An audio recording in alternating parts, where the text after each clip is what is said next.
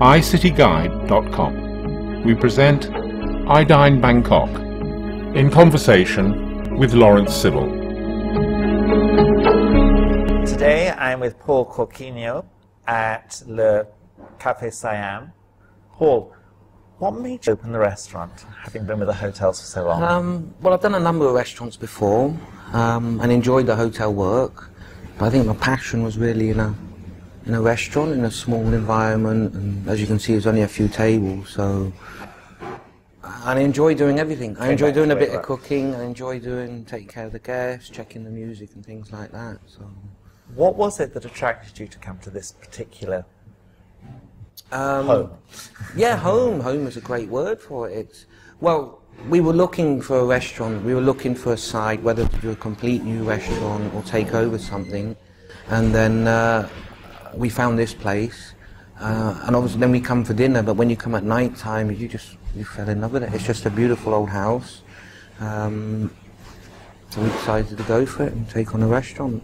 And then it came on. So, what is the style of food you're cooking here? Is it French or is it? We're going French because that's what I'm classically trained in French. Obviously, in the establishments that I worked in before when I was in France, but I understand the market as well. And if I may add a little European twist or something to some dishes, but on the basis French, where people can come in and have escargot, can have frog legs, a bouillabaisse and things like that. But then if they want something modern, then there's no problem, or they want some pasta, so that's that little European twist, really. Yeah.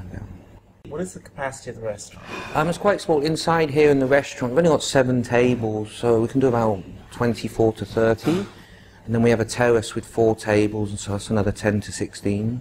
And upstairs, private dining for 20 people or so. So it's still quite a small... Yeah, it's, the private, it's really for bookings, really, upstairs, so...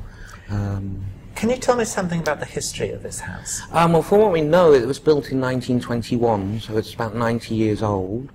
So we're preparing already for the 100-year celebrations in 10 years. From what we understand, it used to be part of the railroad that used to go past before, when there was clongs and things like that. Really? So a lot of the artistry and the decoration was from that era. Somebody was saying that the columns look very similar to railway bridges of the same period. Yeah, exactly. It's and again, it was an very old house, so people have lived in it before. Do you know who? Well, the landlady used to live here, yes, and the family used to live here. I believe maybe 20 years ago it was a kindergarten at one stage, and then obviously it was LeCafeSiam for 12 years before we took over LeCafeSiam. But it was a real traditional house. I think they only put the windows in maybe 10, 15 years ago.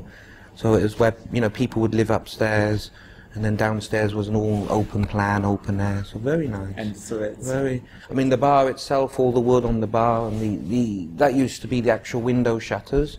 So all the wood pieces had been kept, and we just created a bar with it. So. Give us a bit of your background. Where I've been in Bangkok about 12 years now. So firstly come over, we opened a restaurant called LeCafeSiam on Sukhumvit 33, and then from there I was offered the place at the Pacific City Club as executive chef, and then there I opened a restaurant because as an employee, not as an owner, I opened the restaurant Hendrix at 26 on Sukhumvit, and then the Normandie found I was looking for work, so I had a great opportunity to work for the Normandie at the Oriental Hotel, where I stayed 6 years. So you must have been the only English chef to have cooked at the Normandie. I know, yeah. I don't think they advertise that very often. Tell me about the dishes that best represent your style. Maybe if I go to different, say, ends of the spectrum, there's one dish, we have a nice rocket salad with chorizo sausage, grilled sea scallops, and that's a very nice light starter, which is, it's a little bit modern, taken something from Europe. And then the other dish we have is a steamed sea bass with a caviar sauce, which has become very popular. And the reason I like that is we're just keeping the sea bass in its simple form, gently steamed, a traditional white wine sauce, just finished with a little bit of caviar.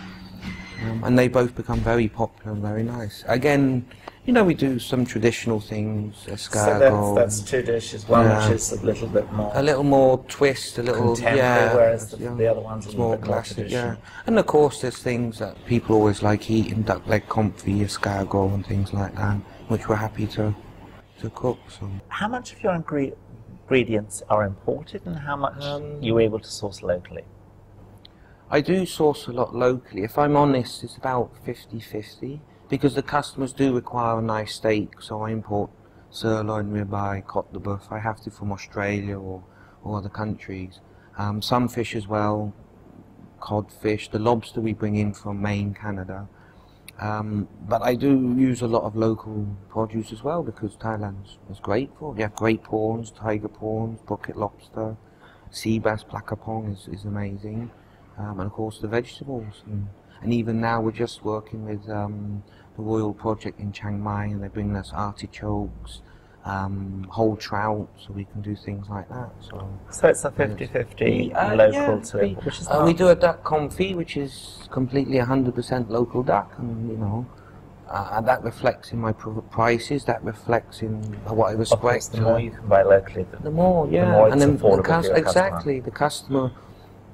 You know, they can come here and know they don't walk around, they don't have to go and rob a bank because they're just eating at the Café Siam, you know. That's important. It's important, they've had quality food and what is the average cost of a at meal? the moment, as we've only been open a short time, it's about 1,500 baht a head, so people are spending maybe 1,200 baht on food, and 300 baht on beverage. Maybe they'll have a beer and a glass of wine. So it's a reasonable. It's a reasonable. That's what we like to offer. Of course, there's other things if people wish to spend more money.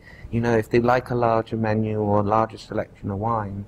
But the concept we done was a home, and we wanted to welcome everyone. And the price factor is important, where people can come in and relax and know they're not going to spend a lot of money. You know, so. And from our side, as a business side, it opens the door to more people, more customers. So it's not too exclusive. It's not too exclusive. So, where is your restaurant actually located, and what is the easiest way for people to get here? It's situated between two main roads, Saturn and Rama 4. I think the easiest way is probably from Rama 4. So you come up through Chua Plong under the expressway, and then we're just round the corner to the right. If not, you come from Saturn Soi 1 and up Soi Sibam Pen. And it's actually, I think once you found it, it's a place, you know, you won't forget where it is, because it's situated between those two roads. It's quite easy to get to. And actually a few little turnings in the side roads, and you found this beautiful old house there. You know? Part of the fun of getting Exactly. iDine Bangkok. You've been listening to Laurence Civil in Conversation. For more, check out icity-guide.com.